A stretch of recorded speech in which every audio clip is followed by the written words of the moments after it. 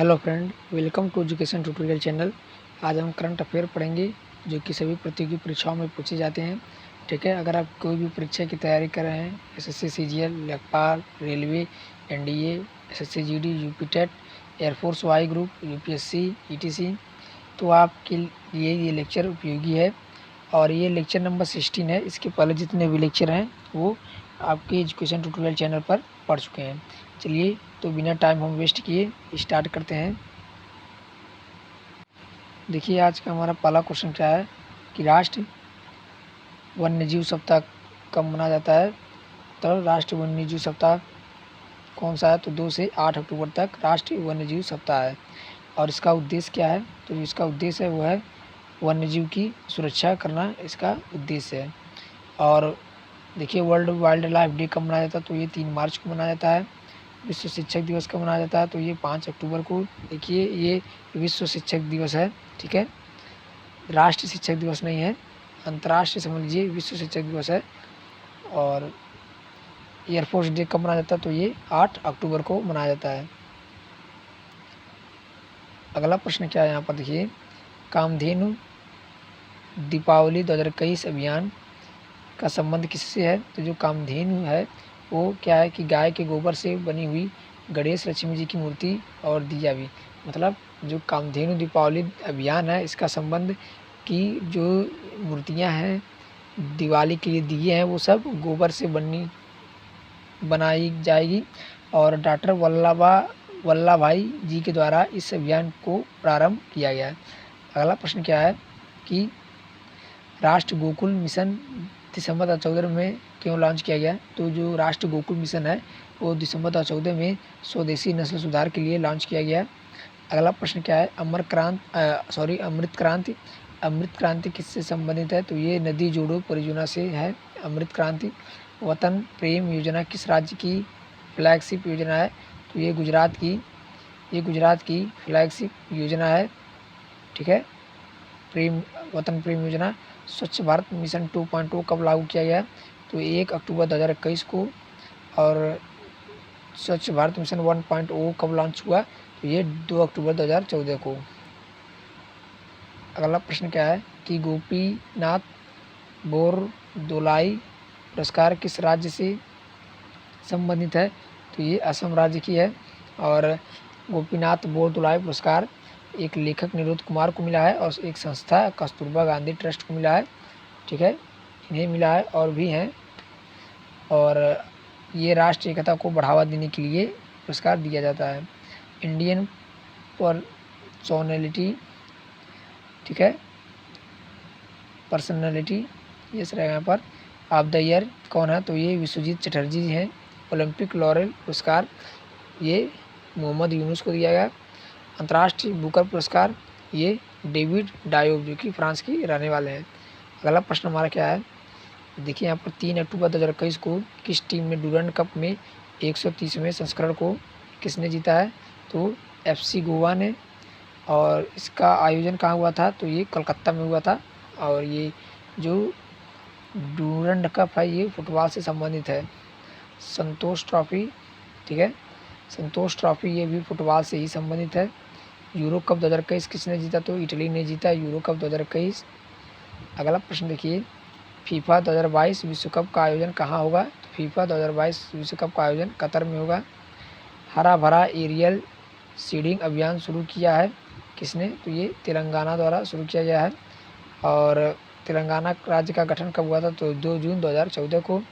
और सीड क्रॉप्टर किससे संबंधित है, तो ये ड्रोन से संबंधित है। अगला प्रश्न हम देखते हैं, देखिए यहाँ पर मेडिसिन फ्रॉम स्काई प्रोजेक्ट ये कहाँ से स्टार्ट हुआ, तो ये तेलंगाना राज्य से स्टार्ट हुआ। हुसैन सागर झील तो ये भी तेलंगाना में ही है।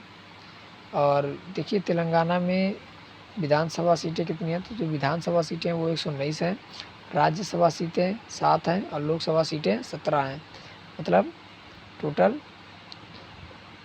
ठीक है, ये देखिए आप 17 × 7 करेंगे तो आपका 119 आ जाएगा। ये देखिए यहाँ पर इसका गुणनफल करेंगे तो ये 119 आ जाएगा। आप ट्रिक बनाकर याद कर सकते हैं। हैदराबाद लूसी नदी के किनारे है। लूसी नदी के किनारे सॉरी ये लूसी नहीं, ये मूसी है, मो है। ठीक है, ये मूसी नदी के किनारे स्थित है। अगला प्रश्न क्या है कि हाल ही में किस राज्य के वाड़ा कोलम चावल और सफ़ेद प्याज़ा को जीआई टैग दिया गया? तो ये महाराष्ट्र को। निवारा चावल का जीआई टैग किसके पास है? तो ये केरल राज्य के पास है। ठीक है। अगला प्रश्न क्या है कि हाल ही में किस राज्य के 3 जिलों को सशस्त्र बल विशेषाधिकार अधिनियम AFSP के तहत 31 मार्च 2022 तक अशांत घोषित कर दिया है? तो ये है आपका अरुणाचल प्रदेश। ठीक है। और इसे 6 महीने के लिए लागू किया गया है अशांत। और इसमें क्या होगा कि जो इसमें पुलिस के पास कोई अधिकार नहीं रहेगा, ये सब आर्म्ड फोर्स के पास, मतलब इंडियन आर्मी के पास अधिकार चला जाएगा। इसमें वो तलाशी लेने का अधिकार रहेगा इनके पास, किसी की भी एक तलाशी ले सकते हैं, गिरफ्तारी भी कर सकते हैं बिना वारंट के, और कोई भी स्थान अगर इन पर शक हो रहा है तो किसी भी स्थान को ये नष्ट कर सकते हैं, और अंततः देखा जाए तो उन्हें गोली चलाने का अधिकार है। पाक्की टाइगर रिजर्व, तो ये कहाँ का है? ये भी अरुणाचल प्रदेश का ही है। सेल दर्रा कहाँ स्थित है? जो सेल दर्रा है वो तवांग जिला आंध्र प्रदेश के अंदर है। अरुणाचल प्रदेश की आंध्र प्रदेश अरुणाचल प्रदेश है सेला दर्रा। अरुणाचल प्रदेश के CM कौन है? तो है पेमा खांडू। और ये नोमडिला दर्रा, ये भी अरुणाचल प्रदेश में ही है। अगला प्रश्न क्या है कि जल जीवन मिशन JJM के तहत जल जीवन मिशन रूप और राष्ट्रीय जल जीवन कोष को लॉन्च किया गया है। यह मिशन कब शुरू किया गया? तो यह मिशन वर्ष 2019 में स्टार्ट किया गया। देखिए अगला प्रश्न क्या है कि भारत के पहले खेल मध्यस्थता केंद्र स्पोर्ट्स आर्बिट्रेशन सेंटर का उद्घाटन किया गया है। तो ये जो स्पोर्ट्स आर्बिट्रेशन सेंटर है, ये तनाव विवाद निपटारा के लिए गुजरात के अहमदाबाद में इसकी स्थापना की गई है, उद्घाटन किया गया है।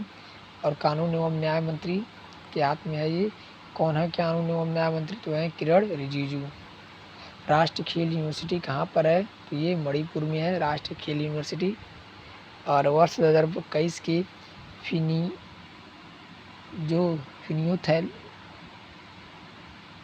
फिजियोलॉजी चिकित्सा का नोबेल पुरस्कार किसे दिया गया? तो ये डेविड जूलिस एंड आडेम परपोटियन को दिया गया। अगला प्रश्न यहाँ पर देखिए क्या है। 1901 में फर्स्ट नोबेल पुरस्कार ये दिया गया, और 10 दिसंबर को ये पुरस्कार दिया गया है। जो यहाँ पुरस्कार आप देखें, ये फिजियोलॉजी पुरस्कार, ठीक है। ये पहली बार 1901 में दिया गया और 2021 में 10 दिसंबर को दिया जाएगा। और ये 6 क्षेत्रों में दिए जाते हैं: शांति, फिजिक्स, भौतिकी, केमिस्ट्री, रसायन, चिकित्सा, साहित्य और अर्थशास्त्र में। ठीक है। शांति का पुरस्कार ओलो नॉर्वे के अंदर मिलता है, और जो बाकी 5 पुरस्कार हैं वो स्टॉकहोम स्वीडन में मिलता है। अगला प्रश्न देखते हैं। देखिए यहाँ पर डू और डाई का नारा किस आंदोलन में दिया गया? तो ये 1942 भारत छोड़ो आंदोलन में दिया गया। तिरंगे की रूपरेखा किसने तैयार किया? तो ये पिंगली वेंकैया ने तिरंगे की रूपरेखा तैयार की। राष्ट्रीय ध्वज कब मनाया गया? तो ये 22 जुलाई 1947 को राष्ट्रीय ध्वज मनाया गया। हेमिस राष्ट्रीय उद्यान ये कहाँ पर है? तो ये लद्दाख में है। सबसे ऊंचा सड़क ये तो कहाँ है? ये भी लद्दाख में ही है। अगला प्रश्न देखिए, स्कैंडिनेवियन पर्वत कहाँ स्थित है? तो ये नॉर्वे स्वीडन में। भूमध्य सागर की कुंज किसे कहा जाता है?